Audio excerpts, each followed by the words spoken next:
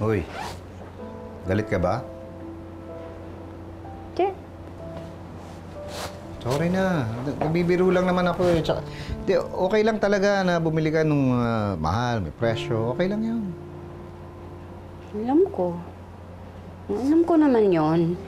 Eh, ako rin nga eh, nakonsensya din ako dun sa ginawa ko. Lalo nung malaman ko na napagkamalan kang pulubi kahapon. Ay, ba? Oo nga eh. Buti mabait yung tindera at alam ko naman hindi siya mayaman eh. Pero pinakain ako ng libre kasi akala niya wala akong pera. Ako naman, kahapon, napilitan din akong bumili kasi yung staff dun sa mall, akala rin wala akong pera. Pero di bale, susoli ko itong mga to. Sigurado ka ha? Oo, pwede pa namang isoli itong mga to, ba't ba hindi? Teka.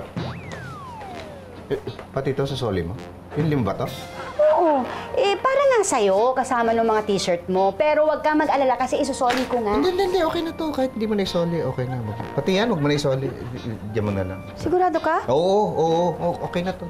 Ako na magtatago sa kwarto. Hello!